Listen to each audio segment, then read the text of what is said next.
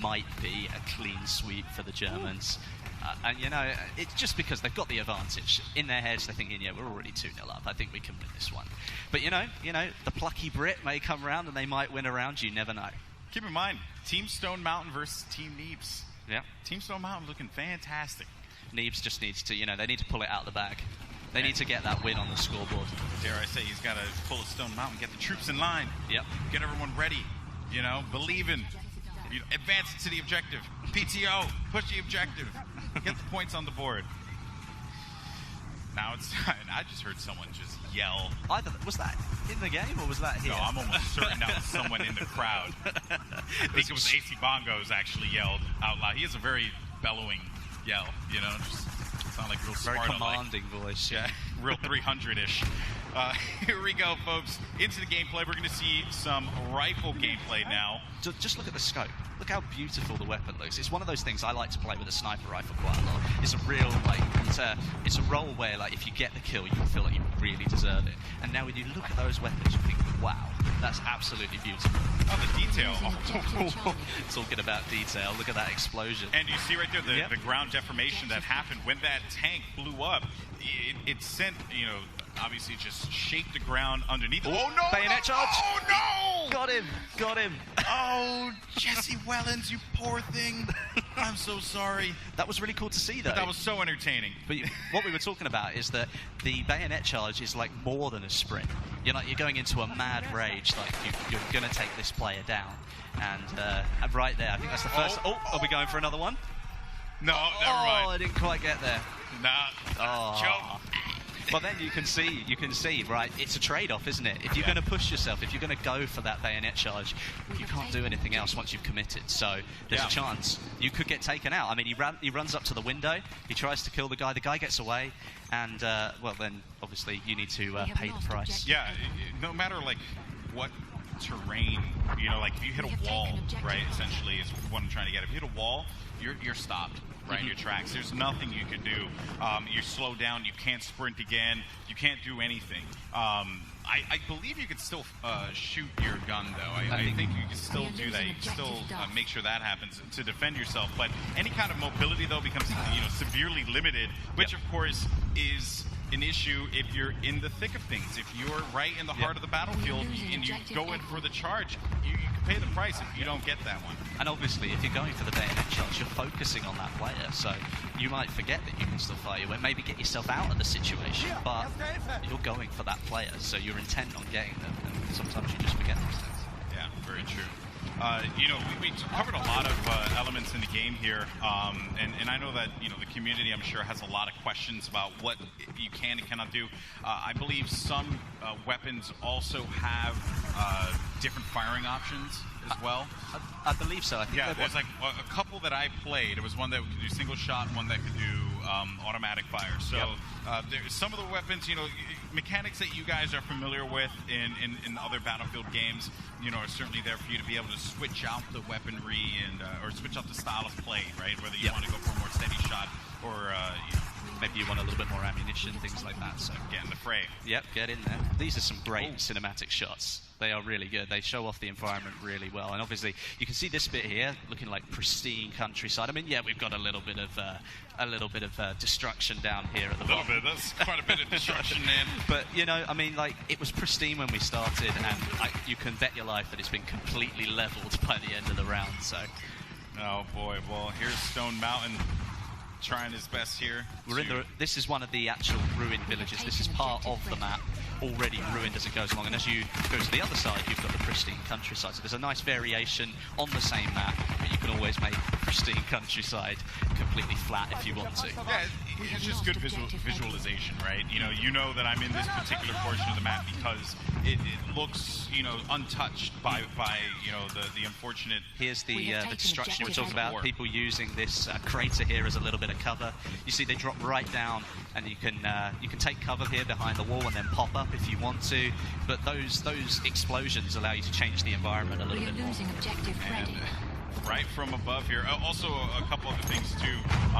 There are certain structures that you can actually level completely, and it will create a crater underneath as well. So for people who may be concerned about the maybe a building completely flatlined and there's no cover. There's opportunity for that because of the ground deformation as well. Yeah, I mean, it's almost like, if you think about it this way, the floorboards sort of crumble in on themselves and there's a bit of space underneath them. So if you crouch down, then there's still that tiny bit of wall that's been left behind and you're still able to take a bit of cover there. So you might be out in the middle of nowhere with people firing down on you, but you've got the opportunity to take some cover and maybe give yourself a little bit more of a fighting chance. Oh, he just jumped out of that airplane. He bailed. So fast. He was not having any of that. But here we go. Now there's Team Stone Mountain trying to push forward, but here comes a tank here, and they're going to get a huge hit on that tank, and the tank goes down. Big plays there for Stone Mountain and his crew, completely decimating that war machine. Good work there from them.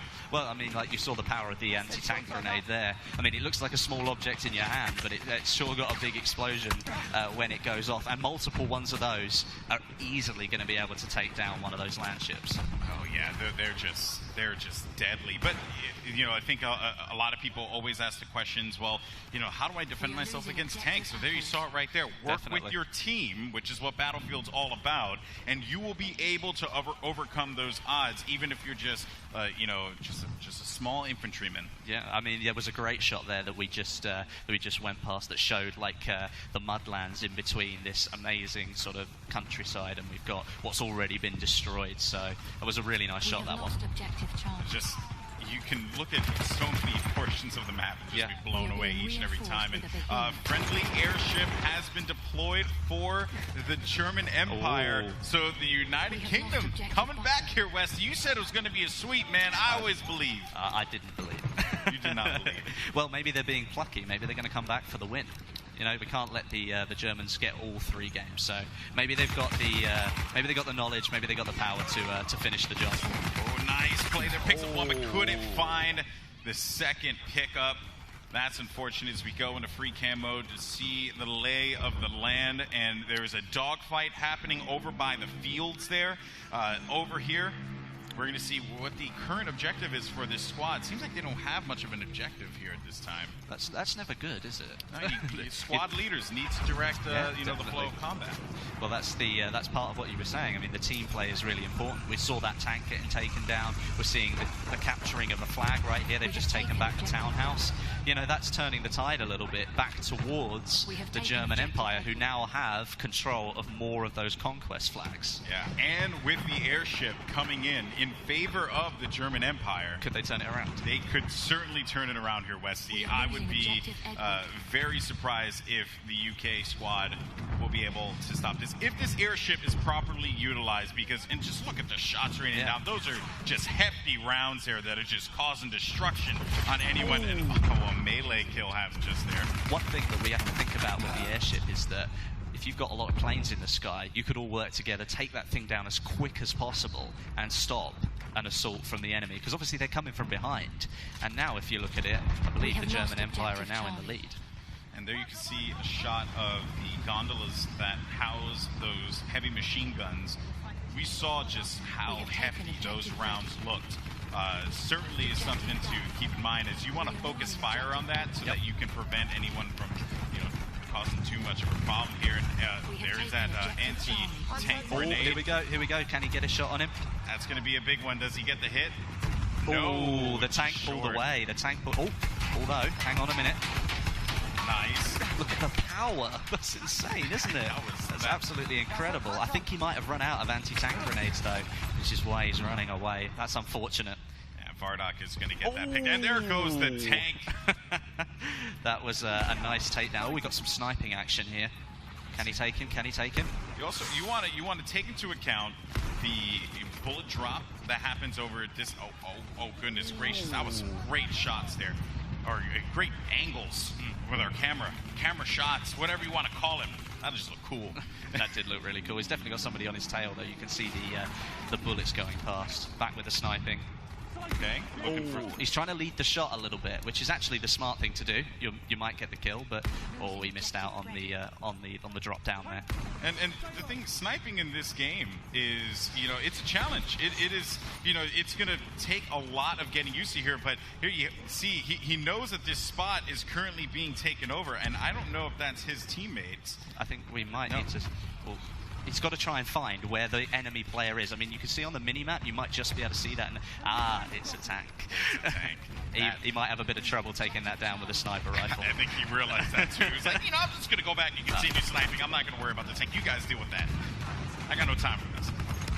All right. Oh, there you go. That's the ground underneath the building there, so you can still use it as a little bit of cover. It's not fully destroyed yet, but there is a chance that could happen during the game. And especially how Doom was entering that doorway there, had it not been as frantic, potentially the person that he had eliminated would have been able to use the coverage and get a better angle on him and pick him off. So Pony's being left hanging or rebumped. Yeah, we got the high five. We got the high fives, as long as it happens. Yeah, I know, because then it's that moment that's gift. And it lives forever, and he'll never be able to live it down. So we averted a crisis there, folks. Back on board with the sniper. It seems like the team actually, the team took back the windmill. So carry on sniping to his heart's content.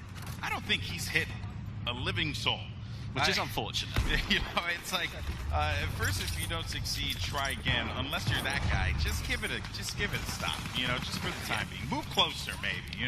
Like what you might notice is obviously all these conquest flags are they're all sort of spaced out perfectly, and oh yes, actually, let's talk about that. Yeah, so we were brought up before on this, and I did want to talk about a different kind of weather conditions. We saw rain, we saw sun. Now we're starting to see the fog set in, and the fog can be quite brutal. Wes, you have experiences with that too, right? Yeah, I definitely have. And I mean, obviously, we were looking at a map that was giving all different types of gameplay. So you had the close quarters, you had medium range and long range for sniping. Now, if you're a sniper at the top of that windmill over there, there's not a chance in hell that you're going to be able to see what's going on down in the town. So you're going to have to come out, potentially use your pistol, or maybe even swap to another class when you respawn to try and win the battle, because, well, the weather's not going to let you snipe anymore. And keep in mind, too, this is going to affect the airship. It's going to also affect any planes that are in the air. They won't be able to tell where the infantry are moving. They are covered, essentially, by Mother Nature herself.